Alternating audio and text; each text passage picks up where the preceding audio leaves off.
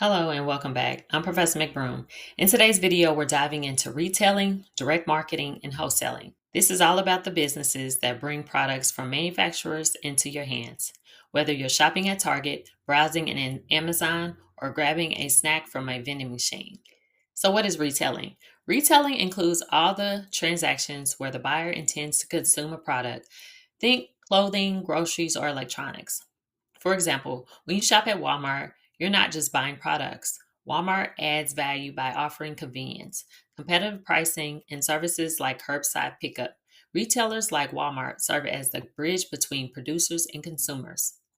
Online retailing is one of the fastest growing forms of retail. Today, companies use multi-channel strategies, blending in-store and online experiences. For example, think of Target's online order or pickup in-store model. You can research a product on their app, place an order, and have it waiting for you the same day.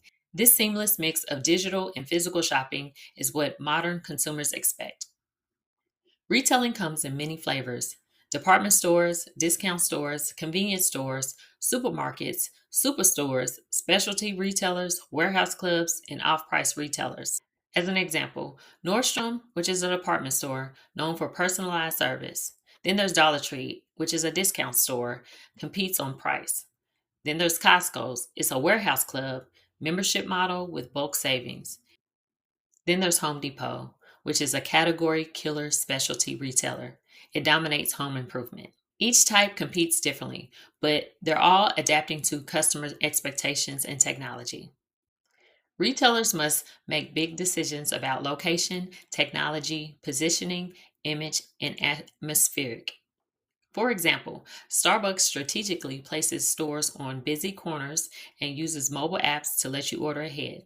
Apple stores design their atmospheric lighting, open spaces, interactive product displays to create a premium experience that you want to stay and explore. Not all products move through traditional stores. Direct to consumer strategies include e commerce, catalog marketing, direct response, telemarketing, direct selling, and vending. For example, Warby Parker started as an online only glasses company, selling directly to consumers and bypassing traditional retailers. QVC and HSN still succeed with TV home shopping by creating urgency and interaction.